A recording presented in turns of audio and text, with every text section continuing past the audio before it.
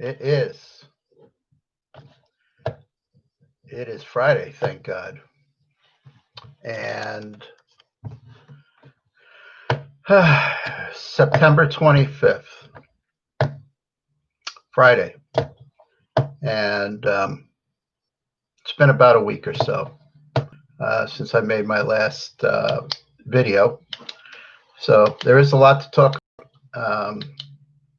Trump administration is going as deep down as it can possibly go to make things impossible for this government to work. The reason why this election is so important is all of the big issues that we have lived through, the baby boom generation has lived through during the last 40, 50, 60 years, whether it's Social Security, whether it's jobs, whether it's environment, transportation, race, taxation, banking, everything. They're all at risk now because we're about to possibly have a Supreme Court, really for the first time in our lives, in memory, that would possibly be a 6-3 conservative court, solid conservative court, with the possible exception of Roberts. It's possible that he can see what other Republican justices have done and actually work very strongly within the quote unquote progressive or liberal coalition and make it a 5-4 court. Either way, it looks like the progressives are in trouble big time. And the last three, the last two, and this nominee, all are very young and all will be around well into the 21st century. Most likely for the next 30 or 40 years. And during that time, they will have created incredible damage to our Constitution and our democracy. There's talk already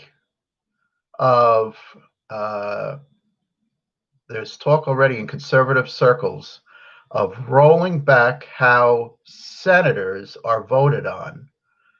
And instead of the public, instead of citizens of each state voting for their senator, it will roll back to what it was originally, most likely. Who knows what the Republicans are coming up with if they get this, if they continue to hold the Senate and the presidency after this election. The vote on senators will go back to the individual legislators of each state and will no longer be voted upon by the citizens of each state. That is only the start. In a nutshell, the conservative corporate alliance is as fascist, is the definition of fascism. It is a very violent coalition, and the violence is the removal of jobs from millions of people, the removal of health care, the removal of the contract between the citizen and the government. It is the social contract that the conservatives have been destroying since Ronald Reagan was elected. During his first term, Ronald Reagan's first term, During his first year, he wiped out hundreds of social programs, hundreds of them. I still have a copy of the New York Times Sunday paper, the original, from the 1982, I believe it was. It listed hundreds of programs that had been removed just in Ronald Reagan's second year. Well, here we are, not 1982, but 2020, 40 years later. And the Republican presidents, and with some help from Bill Clinton, the social safety net has just completely broken down. We are now left with millions of people unemployed. This week, over 850,000 more people are unemployed. Nearly a million people more, on top of the 20 or 30 or 40 million people or 50 million people already employed. There is still no solid talks anywhere between Congress, between the Congress people, the senators, as to getting another package out during this crisis that we're in, economic and social and medical crisis that we're in. The institution of Congress has been ground down by a Republican Party whose interest it is in. It is in the interest of the Republican Party, and has been basically since Barry Goldwater in the 1960s. This is the party platform of basically trying to ground down the importance of the legislative branch. And so that the power of the American government gets shifted strongly to the executive branch, which they hope to hold on to. If you've noticed, the Senate has passed practically nothing of any great importance since McConnell has been majority leader. I believe he and Donald Trump are murderers. To shift slightly to simply the COVID situation, I had the COVID-19 virus. I had it. And it's scary as hell. Scary as hell. I was lucky, and there were no serious symptoms. And I was lucky. But I had it for almost a month. And anytime during that month, the virus could take a turn for the worse at any moment. And it attacks the heart, it attacks the lungs and other parts of the body, and you don't want to have it. It is scary as hell. It is 100 times scarier than cancer. Both of my parents died of cancer, both. And they both lasted over 4 years, 5 years, before they finally succumbed to the disease. You get this, COVID-19, and you could be dead within a day or two. That's how scary it is, and that's how real it is. And to see human beings, Americans, I shouldn't say Americans, human beings, just human beings, walking around and not believing that it's real at this point, after 200,000 dead in this country alone.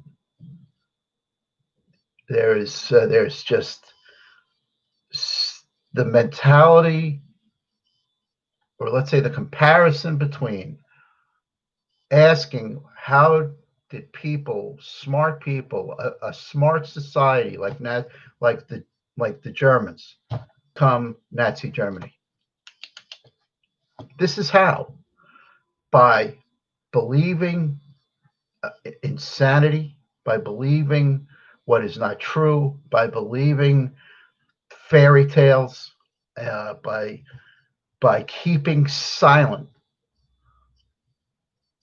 I I am so thankful for this technology because one person sitting anywhere, Greta Thunberg, a 16-year-old sitting in Sweden, can help change the world.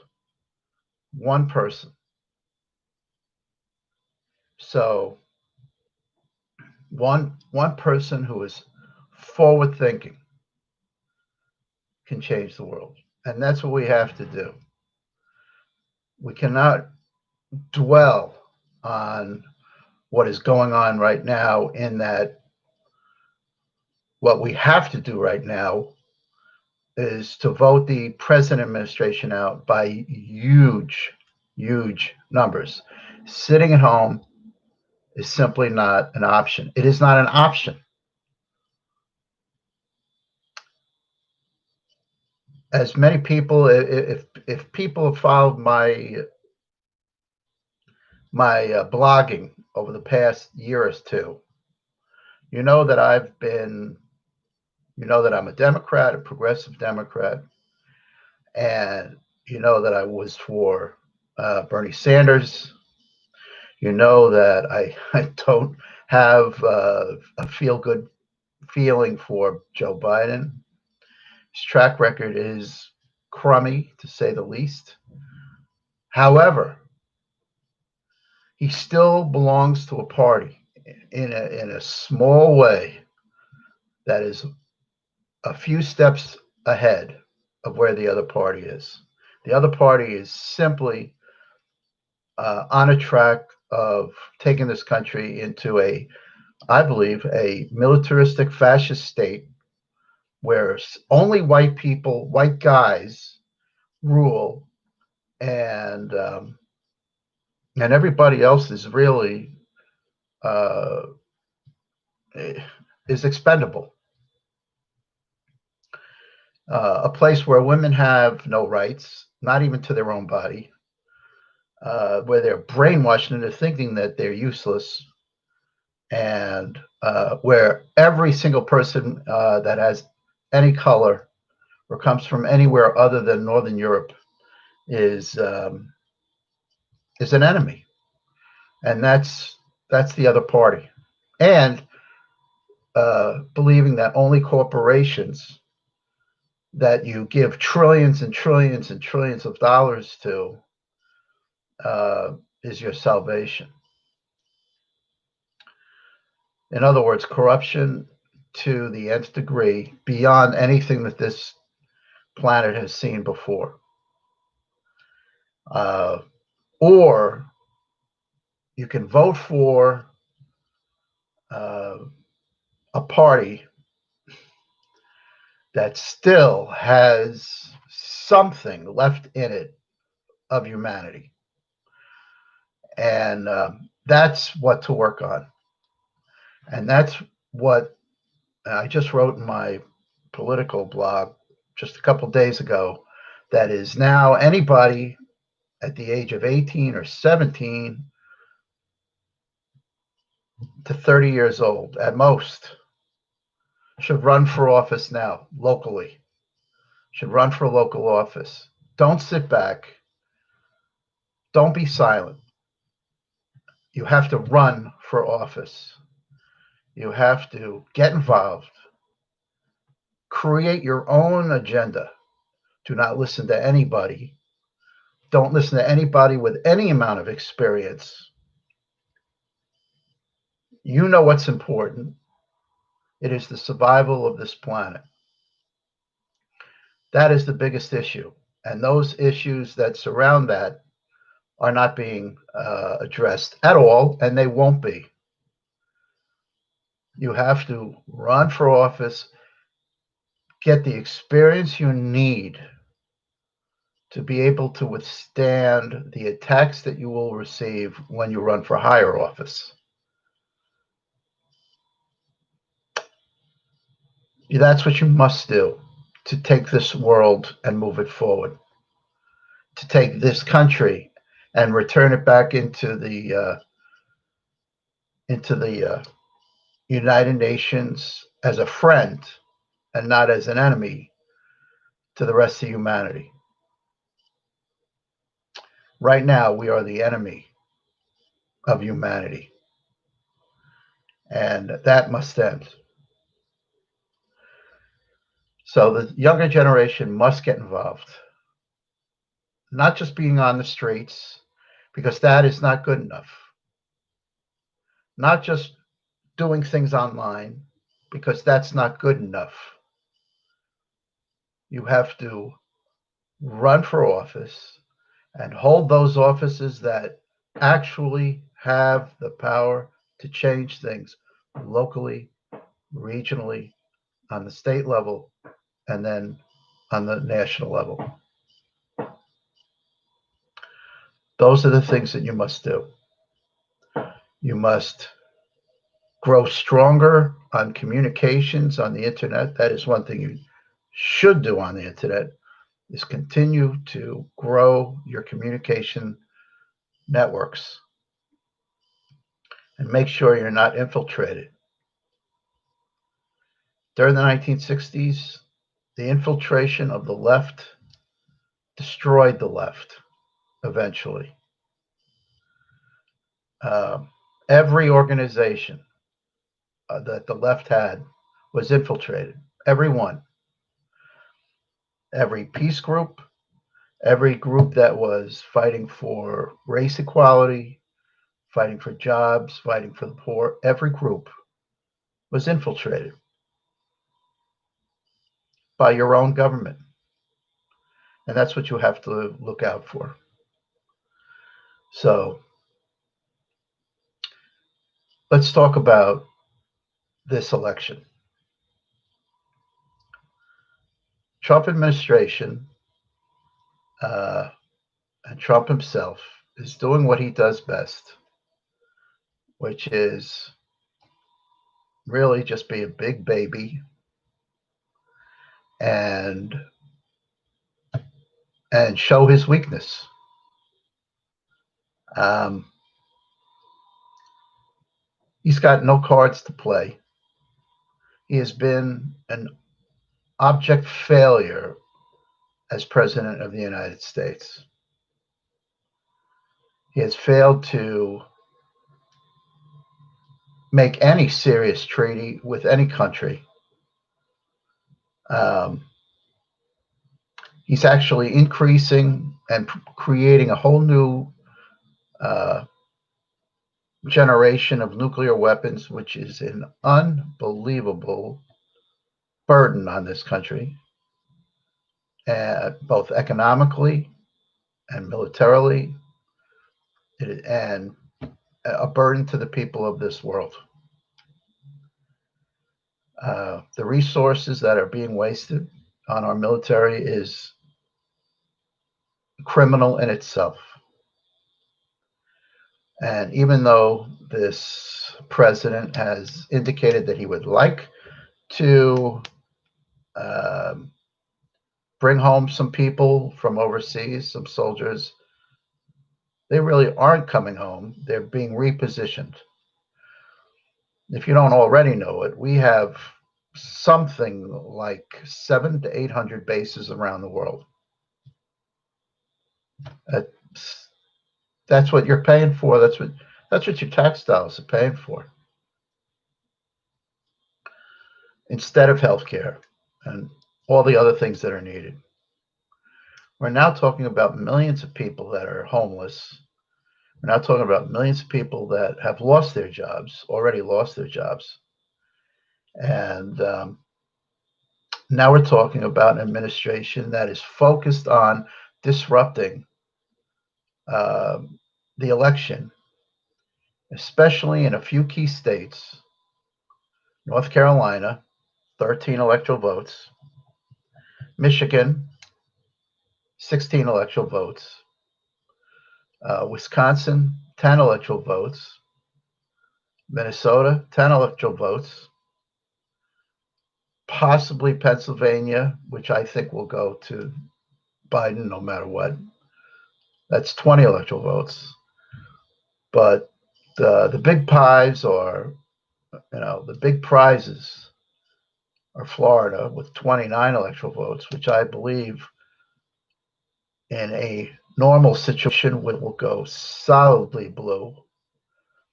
But I think is being so tampered with that it may very well be impossible to come to a conclusion again on election day. That is 29 electoral votes. You need 270 to win. Very shortly, I'm gonna, like a lot of the other people do online who have, you know, these discussions. I'll have my map up. But unlike almost every single other person who does that, they don't have political science degrees. They don't have political background, and I do. I've worked for a congressman. They haven't. Some of them are very good at what they do, and some of them I enjoy very much. But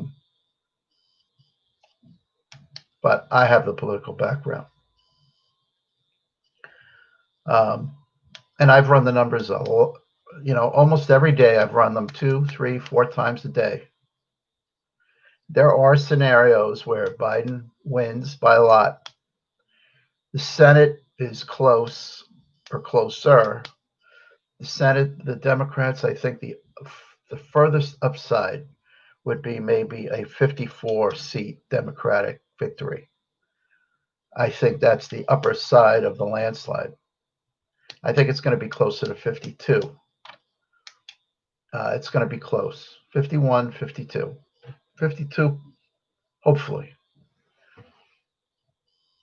I think the voters of Maine are just tired of Collins playing both sides. I mean, it's sickening to watch her play both sides. It's a game that she's played so many times. I was an elected local official for almost a dozen years. And I didn't know how to play two sides at the same time. I couldn't do that. You're not being honest to yourself. You're not being honest to the people who you're serving. And she's not being honest. She's a liar. You can't be a Republican and then time and time again play the other side because you live in a Democratic state. She survived up until now doing that, and I really believe that the voters in her state are just sick and tired of it. I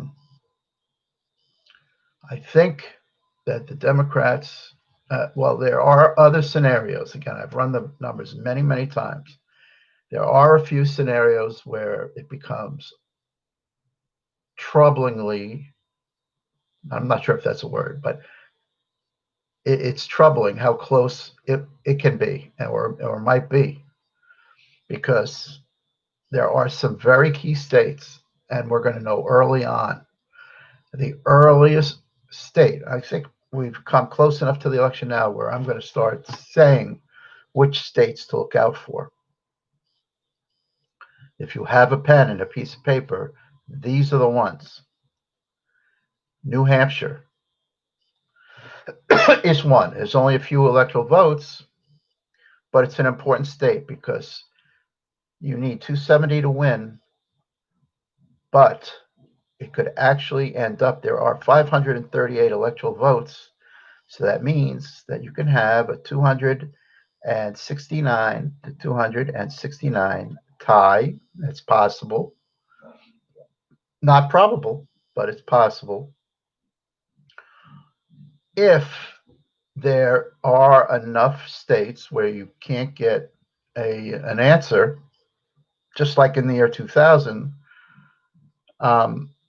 then you have a problem of not getting to 270, and then it will go into the House of Representatives.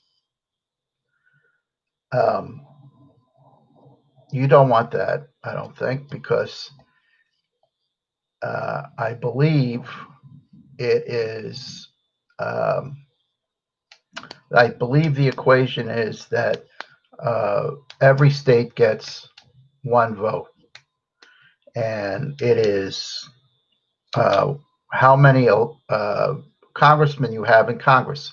So let's say, for example, you're Massachusetts, and you have 9 people in Congress and in the House.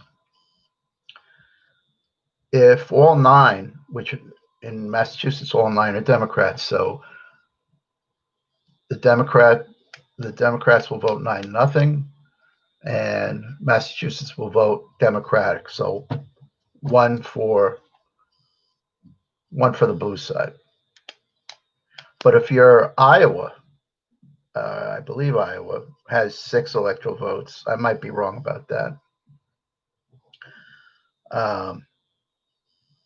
Let's say Iowa has 6, and 3 vote Republican and 3 vote Democrat. I'm not sure constitutionally where that ends up. Maybe a half vote for each side, or 0 votes for each side. But if it ends up being that way, because so many Democrats are centered in New York and California and Massachusetts, that actually most states have a plurality of Republican congressmen. And so even though there are more Democrats in the House, you would still end up with a Republican president if it goes to the House and if it's done constitutionally. That's a problem. So you don't want that. I don't think it's going to end up that way, but that is that is Trump's game. You can analyze it. I've looked at exactly what they're doing. They have a couple of or a number of options that they're playing around with, but one of them is to go right to Congress, because they're trying to destroy the states that are close and destroy the legitimacy of their process. The other state to look out for, New Hampshire. I'll give 5 for now. New Hampshire, and this is no secret, Ohio. Ohio is 18 electoral votes. New Hampshire, I believe, is 4. I'm doing this off the top of my head. I have just about all of them memorized, but I might be off by 1. North Carolina, 13. These 3 states, all in the East, all very important. How these 3 states go, and how Georgia is incredibly important, 16. Florida, 29. And maybe the only other one, there's a couple of more east of the Mississippi that I see as important, of course, is how Wisconsin and Michigan go. Wisconsin is 10 and Michigan is 16. Even though people are saying that Pennsylvania could go either way, I think Pennsylvania is going to go to Joe Biden. If Pennsylvania goes Republican, we're in big trouble. I don't see Joe Biden winning without Pennsylvania. So for now, 3, 4, 5, 6, 7, the states to look out for. These are toss-ups that could go either way, all of these. New Hampshire, Ohio, North Carolina, Georgia, Florida, Wisconsin, Michigan. Almost every one of these states could possibly win big for the Democratic side, but each one of them is being subverted. And all of them are most likely going to have huge problems election night. At this point, I will leave it at that, it's already been a while, 29, 30 minutes. So that's where we are right now. That's where we are right now. I will end, well, another minute. I will say this, that if there is not another economic package, another quote unquote bailout of the American people, um, the the economy sooner or later is going to implode. It cannot stay up artificially forever. The uh, the Federal Reserve has been pumping, and the Federal Reserve and the corporations have been pumping in trillions of dollars to artificially keep the uh, to keep the Dow Jones or Wall Street uh, alive. It's it should be somewhere below 10,000. There is no economic reason, none, for it to be above 10,000. It's at 26 or something now. There's no way, with millions upon millions of people unemployed, that the stock prices, which represent wealth, which represent value and represent risk, uh, there is no way that you can justify the stock market being at the level that it's at. There is no way. And eventually, gravity is going to win, especially if this administration moves forward with a Supreme Court justice. Again, let me go one more issue. This Supreme Court justice is not about, has nothing to do with Roe versus Wade or women's rights. That's the show that they want people to be upset about. That's the diversion. It has nothing to do with that whatsoever. What it does have to do with is having a possible sixth vote out of 9 justices to completely protect the corporations of this country and the focused wealth, the centralized wealth, and the centralized corruption of tens of trillions of dollars, and the environmental mess that comes out of all of that. That is what this is all about. That's the fight. It is all about corporate protection and the continued corporate attacks on the rest of the American society, of just ripping the middle class and lower classes completely out of all of their wealth. And that is what this is all about. Also, it's about racism. And racism is a big part of it. It's about racism. It is about corporatism and militarism. It doesn't have to do with Roe versus Wade. I'm for Roe versus Wade. And I would be very scared about that issue if this new justice gets on the court that Trump is indicating he's going to pick. But that is not the focus of what this is about. It is about corporate power in this country. It will become so impossible for the average citizen to have a voice. They will be crushed, and there will be nothing left.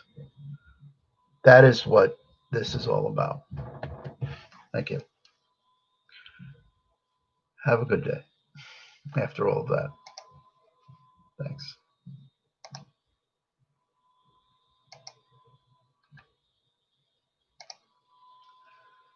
Excellent.